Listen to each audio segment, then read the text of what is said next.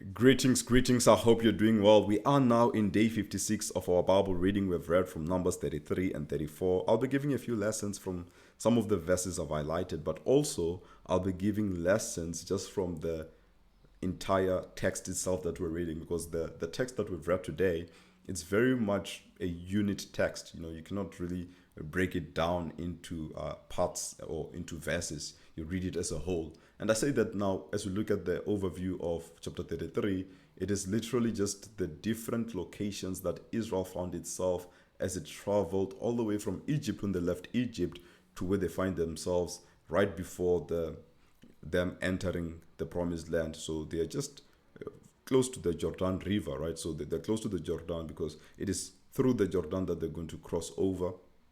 In fact, they're in Moab as well. We saw how they were camped in Moab and Balaam was trying to attack them and so on.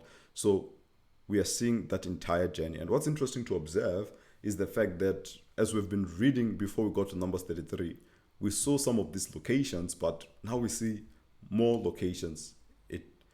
Before that, we do not see all of these locations. We just saw some of them.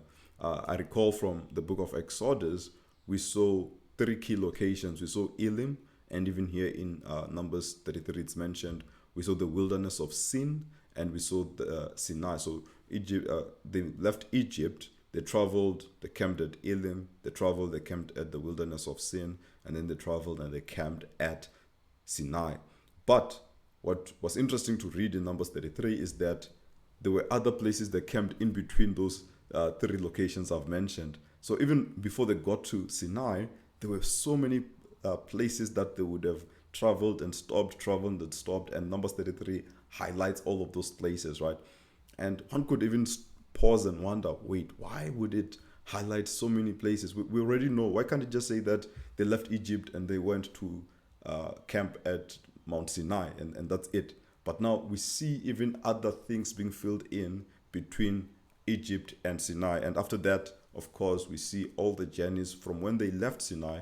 And by the way, as you should recall, they only left Sinai when we're reading in the book of Numbers, meaning the rest of the book of Exodus and the whole of the book of Leviticus and even the initial parts of the book of Numbers, they were still at the same place. And then finally, they got up and they start moving once again. So in all of these things, we can see that there's more land being described, there's more locations being described, right? So that was Numbers 33. And Numbers 34, we see the boundaries of the promised land described, meaning that they're about to now go into the promised land. In fact, some of the things we've been reading is the reality that Aaron has died. Moses has been told twice already that he's about to die. So this new generation is really about to go on to the promised land. So in fact, we're supposed to be fast forwarding all the way to the book of Joshua, but we're still going to get the book of Deuteronomy, which is quite interesting. That, wait, why do we have a book of Deuteronomy which has so many chapters, when in fact the book of Numbers seems to be closing in and bringing everything to a conclusion? Well, the difference there is that the book of Deuteronomy itself is actually more like a list of speeches from Moses himself. So it's like his final speech, like he's giving a farewell message. He's encouraging these people that they're about to go into the promised land, and is giving them all the encouragement that they need to stay faithful as they go into the promised land. So the book of Deuteronomy, even though it has many chapters, it actually doesn't cover a long period of time. Some even claim it covers only 1 week, others say 2 weeks, but definitely it covers less than 2 months. That's how long the book of Deuteronomy is, or how short it is rather, because it is really just Moses giving the last word of encouragement. So we can clearly see that the book of Numbers, the way in which the things we're reading today, they are bringing things to a close for this side in terms of the generation of Aaron, the generation of Moses, and now, they're now forward looking that they're about to enter into the promised land. We see in Numbers 34 how the boundaries are not just described, but also leaders are appointed who are going to be responsible as the land is being divided by lot.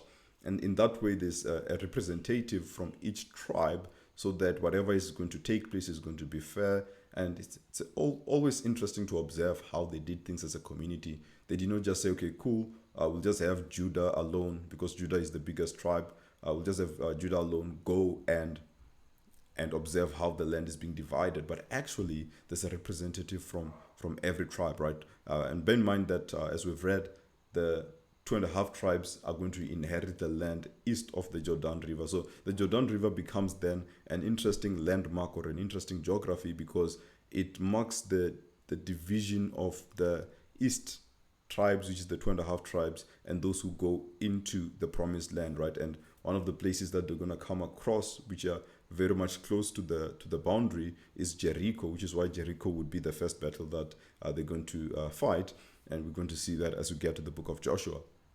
So that is Numbers 33 and 34. And as I said earlier, the key things to speak from these two chapters that we've read is more looking into the theme of the chapter itself and not necessarily the highlighted verses. But I will get to the highlighted verses nonetheless.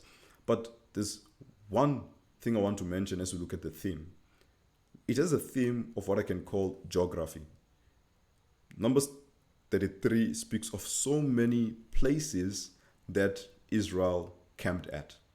I mean, we probably would say that we don't need that information. Why do we have so much information about the different places they camped? Why can't they just give us the main places they camped, like as we've read them since the book of Exodus until before the book of Numbers 33, maybe until Numbers 32? Why can't all that land which was described between Exodus and Numbers 32 be enough for the reader? But now we receive so much more land being described. So this land mentioned. Numbers 34 speaks of boundaries of land, which again speaks to land. And again, all of these things is about geography. And what I want to give as a quick lesson is the fact that the Bible is full of geography. The Bible is full of places, of land. So it is not just a book full of spiritual guidance or moral lessons. In fact, it is much less of that, right? It is a story where we see the narrative of God's people. When you look into the Old Testament, you see this narrative of God's people, how they are moving from one place to the other, how they are to obey God, and their failures, by the way. So we're going to read a lot about their failures. So there's a lot of stories, there's a lot of narrative when you're reading the Bible.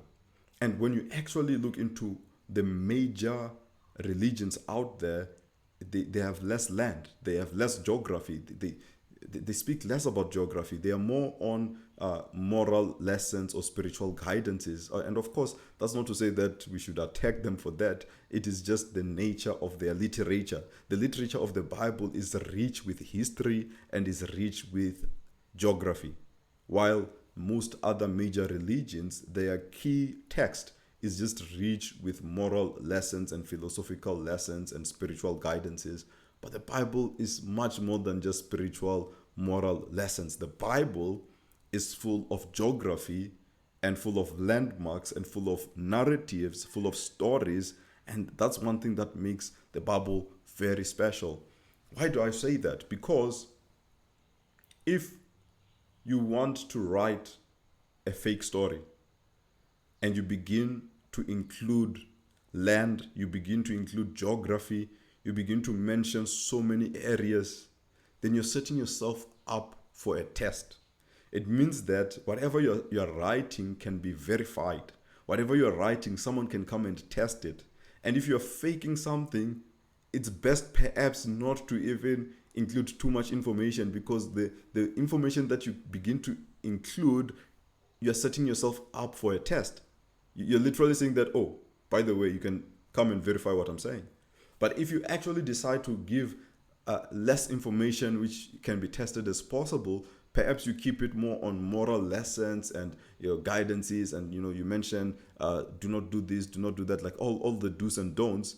Then at least there's some safety when it comes to coming to test whatever you're saying. I mean, imagine before we go to Numbers 32, there's already land, lots of land described. We can already see where the Israelites traveled from when they left Egypt until they got here in Moab, right? So we can already see so much land mentioned, but the writer decided to give us even much more landmarks, much more locations between when they left Egypt until where they are now. Like, why are you increasing? You're supposed to be decreasing, but Moses said, no, it's not enough. We'll tell you everywhere where they were. So you can clearly see that the Bible as a book is not just a book of do's and don'ts. It's a book of history. It's a book of geography. And that makes it a book which says that I have nothing to hide. Come and test me. The Bible is not hiding anything. In fact, it sets itself up to be tested. If these writers were faking whatever they are writing, why would they speak of boundaries of land? Why would they speak of all of the movements of the Israelites, telling us information that they moved from here to there to there to there? Because if anything, they're making their books like people won't want to read them. I mean, some of us might be struggling to read some of these things because they're so unfamiliar and they're so distant from us, right? But not only that, they set themselves up for a test. They invite themselves, they come, test what I'm saying. And here's the interesting and amazing fact. Most of these things have been tested. Most of these things have been verified. The archaeology proves that a lot of what the Bible, and I'm speaking the Bible as a whole, from the Old to the New Testament, the stuff we've not read as yet, there is archaeological evidence. There's people who spend their life just going to the land to research these things. Because here's a document which is not being presented as a fiction. Here's a document which is not being presented as a philosophical document. It's a document which is being presented as a historical truth. Then that becomes an invitation for historians, for archaeologists, and all of these scientists. It becomes an invitation for them to go and study the land. And guess what? They go and find lots and lots of evidence that supports the Bible. I want to tell someone that the Bible is not a fake book. The Bible speaks the truth. The Bible invites people to verify it. It is not just a list of do's and don'ts. The Bible is a list. It contains a story. It's a history. It contains geography. It contains landmarks. It contains a lot that invites archaeologists. It invites scientists. And they were invited and they went and they found the Bible to be true. So the people who study these things, the scholars, the many people who study these things, they come out. Of course, there'll still be other things which are debated, because we're not saying that 100% of the Bible is left with no debate. No, there's still portions that there'll be debates, and including debate within the Christian community. So I'm not even saying that debate outside the Christian community. There would still be aspects where within the Christian community, they might be, okay, but where did it really happen? Was it at that location or that location? Because perhaps the evidence is not enough. I mean, remember, we're speaking about things which happened many years ago, right? Some 3,000, 4,000, 5,000 years ago. So, of course, it doesn't become an easy exercise to verify some of these facts. But at the end of the day, a huge portion of it is so much verifiable that we have confidence in the Holy Scriptures. And God has protected the Holy Scriptures. So some people might argue and say, you know what? The reason why some of our religions, you undermine them, is because, our people did not write the book, and they did not, and you think that it's not true just because it's not on a book. Just because Christianity has a book, you think it's true. I hear what you're saying. Fine. But what about the fact that there's evidence for what the Bible is saying? Because in as much as perhaps when you look at the African traditional religions, the African spirituality, in as much as you might argue that you don't have a book for it, and therefore people are suspicious just because there's no book. Fine. But what about the reality that the Bible has lots of landmarks, has lots of geography, has lots of history, and this history continues to show that it is having a strong evidence behind it? So for me, the bottom line is the Bible invites scrutiny. The Bible continues to describe land, describe stories, which can then be researched. because history can be researched. History is an academic field, right? So we have academics who go and study the history. So that's one thing. As I was reading Numbers 33 and 34, I just began to smile about that. Wait, why is Moses writing these things? Why are they inviting themselves to be scrutinized? Why are they inviting themselves to be researched and tested and verified? Because these things are not faked. Like, why would he fake and give us chapter 33 and 34? I mean, he would have skipped over these details. Okay, no, let's continue faking the Bible. Let's continue writing all of this. I want to encourage someone. I want to tell someone the Bible is verifiable. The Bible, we have confidence in it. There's confidence in this word. And one of the main things why we have confidence in it is the fact that God himself preserved it. The Bible is a miracle. All right. So let me go into some of the lessons.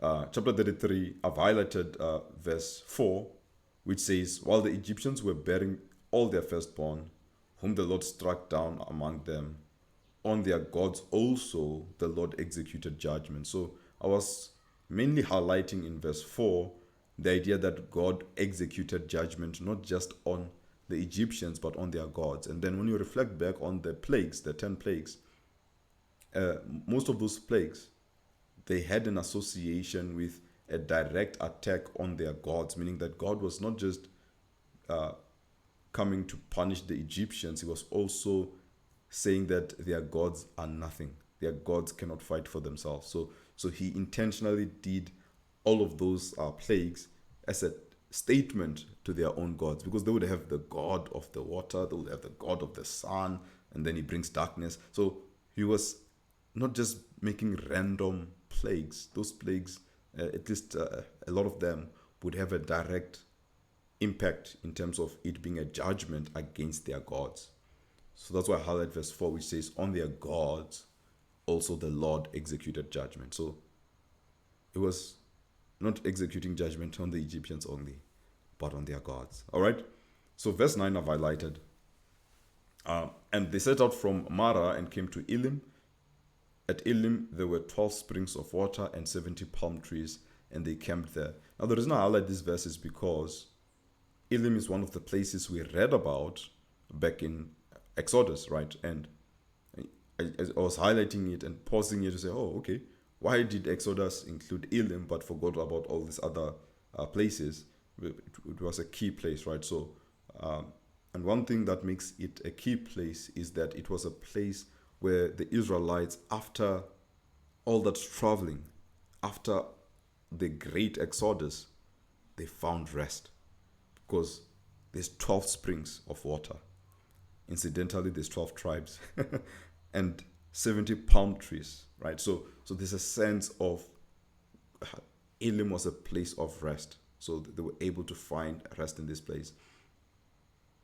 And for me, it's just an amazing observation that God, while he rescues his people, while he delivers his people out from Egypt, he also made this provision that they'll find places like Elim, which has springs and palm trees, and a place which was suitable for them to rest. So it's an interesting observation just to see God being with his people, and he provided the waters, he provided the shade, and he gave them rest, right? So, and I mean, as we reflect later on, they're given the Sabbath, which is about rest as well, but of course it's about honoring God, and really later on we speak of how in God we find rest. So there's that sense of in him we find rest. Okay, so verse 11, which I've also highlighted, says, and they set out from the Red Sea and camped in the wilderness of Sin. So the wilderness of Sin is also another place that we read in the book of Exodus. So camped at Elim, and they camped at the wilderness of Sin as well. And then after the wilderness of Sin, we know in Exodus, it then speak of Sinai. But here in the book of Numbers, we see all of these different locations mentioned, right? So verse 52 rather, verse 52 says, then you shall drive out all the inhabitants of the land before you and destroy all their figured stones and destroy all their metal images and demolish all their high places. As I read this, I then reflected on the earlier verse where God executed judgment on their gods. And here it says that when they now go into the promised land, they must do something similar. They must not just take the land, but they must destroy.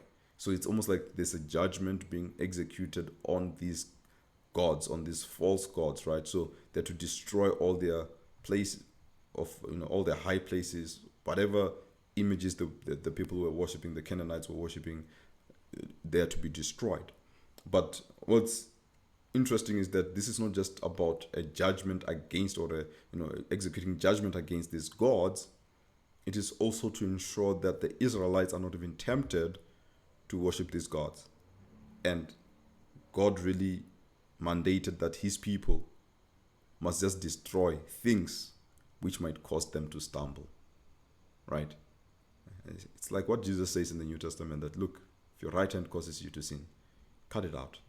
Of course, Jesus was not speaking literally, right? But the lesson here is that we should deal decisively, we should deal strictly with things which may cause us to stumble and sin. Don't even have the yeast in the house. When they were in a season where they're not allowed to bake with yeast, it will say that you must not even have the yeast in your territory. So we should find ourselves so far away from these things that you're not even tempted to do it at all. And there's a spiritual principle here that we can learn. Destroy things that can cause you to sin. Don't keep them. All right, so verse 55 says, "But if you do not drive out the inhabitants of the land before you, then those of them whom you let remain shall be as barbs in your eyes and thorns in your sides, and they shall trouble you in the land where you dwell." Right? So the point here is that when we don't get rid, or even for them, if they did not get rid of the people, if they assimilate and marry each other, they marry the people of the land, they take their daughters, they give them their own daughters. When that takes place, then these very people will lead them astray. And once again, this points us to holiness, that God's people must be set apart. We might be in the world, but we're not of the world. Let's not live as people who are of the world. Let us separate ourselves from the things of this world, from the desires and pleasures of this world. Be set apart. Be set apart. Don't mingle. Do not be unequally yoked. Let there be no fellowship. What fellowship is there between light and darkness? We should separate ourselves out from all of these things because, as I've said earlier, they can cause you to stumble. So it's best to remove things in our lives that can cause you to stumble. Do not even have the yeast in your household, as I've said earlier. So the lesson here is that instead of saying that this thing, it's fine, I won't do it, but it's right here in front of you, the spiritual principle, as I've mentioned, is the principle of total separation. It's the principle of cutting things out so that you remain holy before God, set apart. And verse 56, which I've highlighted, says, "And I will do to you as I thought to do to them."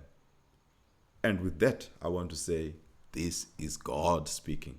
I always like to remind us that there's always this side of God. So God was sending the Israelites to go and punish the sins of the Canaanites and all their high places. They were to remove all of those things. But as though God is saying that, okay, you can punish them, yes, they need to be judged. But God says that, but however, I can also do the same to you. And this small verse, very few words in it, can easily be missed, that God can do the same. He can do the same to his people. God can punish his people. And by the way, he did. He did punish them. So that is a call for holiness. That is a call for obedience. That is a call for a fear of God. All right, let us now go to Numbers 34.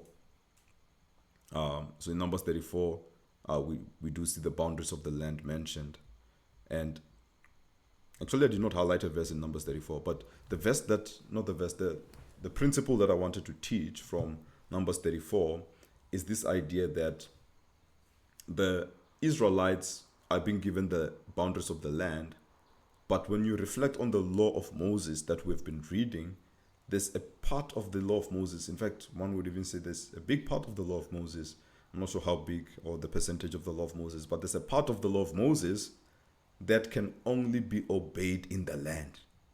And therefore, these boundaries are not just boundaries of inheritance where people can celebrate and say, yay, we have large land, but also they are boundaries of obedience. To say within this land, we must obey God according to the laws that are stipulated. I'm not saying that they were not to obey God outside the boundaries of the land. Of course, there are some laws which are universal. Worship no other God, right? So they can't say, okay, because now I made a travel, I'm in Egypt, okay, now I'm going to worship the gods in Egypt. No, God would judge them for that and execute judgment, right? So there are laws which are definitely universal, which can be applied beyond the land, but yet at the same time, there are laws which can only be applied in the land. And I can give some examples. I mean, there's a law about the land must take a Sabbath rest. It can't be any other land other than the land that God is giving. So as you read about these boundaries, you can begin to see that these boundaries are also boundaries of obedience. Boundaries of obedience. Because there are certain things which they could simply not do them outside the given land. They could not say that, okay, because now I am in a different place, I want to practice those things. In fact, some things would be a sin for them to practice in a different place. For example, they were only to give sacrifices in the land. Not just in the land, in a specific place in the land that God chooses, because that was part of the law to say that you can only sacrifice where God chooses within this land. And if you begin to observe and look closely, even how some of the laws were phrased, they were phrased about when you go into the land. What about Jubilee? To free people and so on, to say that, okay, now you can, we're giving you back your land because it's the 50th year. And now they must go, and if they relocated and they went to Africa, or go to South Africa maybe, and then they begin to exercise Jubilee. That doesn't make sense. Because Jubilee was about returning the rightful land to its original owner, but it was because this was the land that God was giving them, the land of Israel. This promised land, therefore, had some laws tied into the land. But that doesn't mean that the principles of the law cannot be exercised. I mean, any man who says that they are God-fearing men, even though they might not be in the land, in the boundaries of the land, they would still apply some of those laws. I mean, take for example, the law on that they must not harvest everything. It was about the land. It was not about any other place. But meaning that they must leave some for the poor, right? If you remember that law. The gleanings, and they must not go to the extreme edge of their land, of their farms, to harvest everything. But they could still say, you know what, I'm a God-fearing man. I'm going to begin to practice some of these things even when I'm outside of the land. However, the law was about the land. Even when they were not obeying the law, for example, the one where the Sabbath must take its rest, then it was this exact land that needed to take back all the Sabbaths that it missed. And that is why when they were in exile, they needed to be in exile for 70 years for the land to pay back all the Sabbaths that was missed. Again, it shows us that it was about this specific land. Another one I can give is tithes. The tithes was meant to serve the Levites, but the Levites were meant to work within the land as they are serving in the tabernacle and later on the temple, and therefore there was no other context for the Levites to receive tithes other than them being in the land. In fact, it says the 10th of everything that is produced by this land belongs to God. So it was about that land, and that whatever is being produced in that land belongs to God. That doesn't mean we can't learn the spiritual principles. Of course we can. We can learn the spiritual principles and say that let us be those who give, let us be those who are generous, let us be those who can support the work of God. So the spiritual principles still remain. However, there's some things which are about the boundaries of the land, boundaries of obedience. let us end it there. Amen and amen.